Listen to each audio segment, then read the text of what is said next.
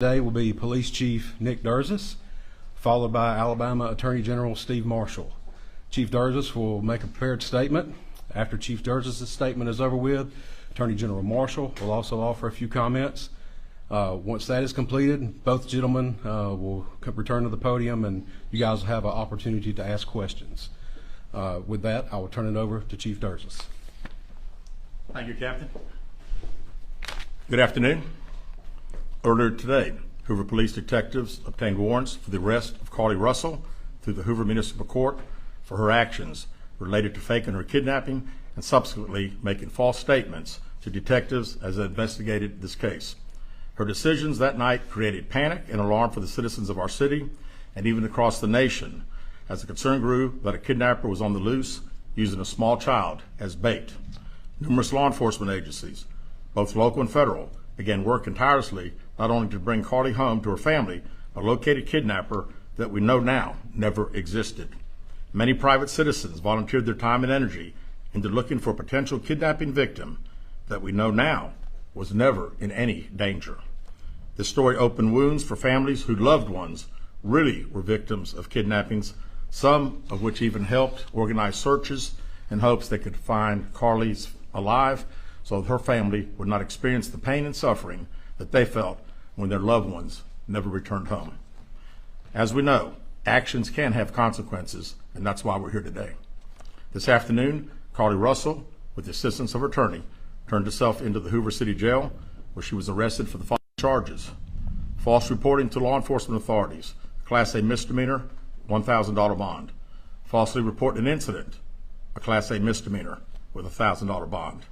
Each of these charges carry up to a year in jail and potential fine of $6,000 upon conviction. Ms. Russell was released from jail after posting bond. We initially presented this case to District Attorney Lanice Washington, who agreed to handle prosecution through district court. After consulting with the Circuit Court of Jefferson County Bessemer Division, the case was referred back to municipal court for charging because the only applicable charges were misdemeanors. Judging from the amount of phone calls and emails that we've received from people all over the country, I know many are shocked and appalled that Ms. Russell is only being charged with 2 misdemeanors, despite all the panic and disruption her actions caused. Let me assure you, I too share the same frustration, but existing laws only allow the charges that were filed to be filed. I can tell you that I will be contacting our state legislatures on behalf of law enforcement in Montgomery and asking them to look at this law applied to these facts and urge them to add an enhancement to current legislation when somebody falsely reports kidnapping or another violent crime. Because of the attention this case has garnered, we've requested Attorney General Steve Marshall's office adopt this case, and they've agreed to do so. The Hoover Police Department wants to thank everyone that assisted us from the beginning and continues to assist us in this case as we work its way through the criminal justice system. Joining me at the podium today is the State of Alabama Attorney General Steve Marshall. Thank you, Chief. Let me begin by commending Hoover Police Department Chief Durzis for his leadership in this investigation. Obviously, this captured many's attention as a result of not only the allegations themselves, but also the concern about a possible victim in being able to return her home.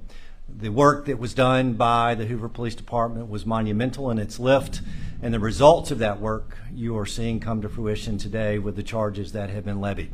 I also want to commend the many other men and women of both state and federal law enforcement for their work collaboratively with the Hoover Police Department in assisting in this investigation. Chief, appreciate the opportunity to be able to partner with you in this prosecution. We will dedicate a team to be able to help the city of Hoover in handling these 2 individual charges and look forward to bringing this case to fruition. One thing I would add is that we don't see this as a victimless crime. There are significant hours spent, resources expended as a result of this investigation, and not only that, but the many men and women who are civilians that wore those yellow vests on a hot afternoon and evening looking for someone they thought was abducted, trying to be of assistance. We intend to fully prosecute this case and look forward to working with the Hoover Police Department moving forward. We also would tell you that we will continue to monitor this investigation to determine whether or not there are any additional charges that need to be brought, and we'll evaluate those as the facts are presented. Thank you. All right, At this time, we'll open the floor to questions. If you'll please raise your hand and identify yourself and your affiliation when I call on you. Dave. I'm CBS 42. This question for Mr. Attorney General. What is it about this case To the level to where it was a case that you wanted to take on and be involved in? We handle cases across the state. We have jurisdiction throughout for both misdemeanors and felonies, and when Chief Durgis asked for our assistance, we were more than happy to be able to assist. Is it common for you all to be involved in misdemeanors like a case like this? It's not uncommon. Right here. Keith Mims, WAGG 610, 100.1 FM, Summit Media. Chief, this question is for you. Yes. What time was Carlee arrested with her attorney, and has she made bail? She has. She was processed in our facility within the past hour. Do you expect any charges to be forthcoming with her parents, or is this just all on Carlee at this point? At this point, and again, I think anything is, all as the Attorney General said, their team will also be searching through our files, and we'll find out what they say. Carol. Carol Robinson with AL.com. Have you, since we spoke last in the press conference, been able to retrace where she was during the 49 hours she was missing, and have you determined if she was with anyone else during that time? We have not found anything out on either one of your two questions. Right here. Valerie Bell, ABC 3340 News. Has there been any decision about a possible civil suit against Carlee and or her family? Also, what impact would this have on Hoover Police Department filing a suit have on the criminal case as well? Yeah, we have not discussed that. Of course, we talked about the hours of overtime and all the significant resources that we used. And we'll certainly be talking to the Attorney General's office about possibly getting some of those funds returned to us.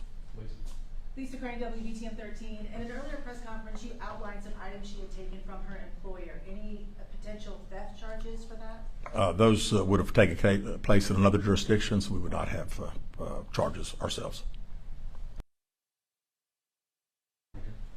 Robinson, WBRC. Chief, do you mind repeating those charges and fines one more time for us? Sure.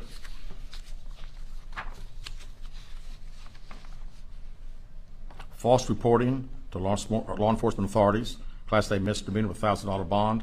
Falsely reporting an incident, a Class A misdemeanor with a $1,000 bond. Chief, I know you mentioned this the last time we were together. Just wondering if you have any update on an idea of the cost that the Hoover Police Department expended in those 49 hours Carlee Russell was missing. And one final question, do you at this point have any more information if Carlee Russell acted alone or anyone helped her? Yeah, we have not finished, obviously, the 49 hours. We've been certainly busy since her return, so I still don't have a total on that, and we don't have any idea where Carlee Russell was for 49 hours. Right here. Keith Mims, WAGG 610. Chief, let me ask you this. Going forward, there's been a lot of concern in the community as per young black and brown females being reported missing. Would Hoover and other agencies have the same fervor going forward as they did with the case with Carlee Russell? Absolutely.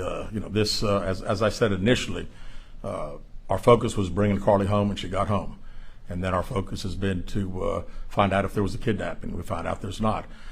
We work every case like all other law enforcement does, so I don't have any concern anywhere that would be an issue. And can I echo what Chief said? I've been in law enforcement for 27 years. Law enforcement throughout this state. I've never seen anybody interested in the color of your skin in investigating a criminal case. And I expect, regardless of your gender, your race, when that report is filed, that Alabama law enforcement is going to do its job. Valerie Bell, ABC 3340 state when she arrived to the jail today, and is she seeking any help at this point in time? I was not there, so I really can't tell you exactly, and I really don't know anything else. All right, last question. Robinson, WBRC. Chief, what are next steps after this? What is going to happen next? Well, right now, the Attorney General's office attorneys will start dealing with our detectives and going through case files and preparing prosecution, I presume.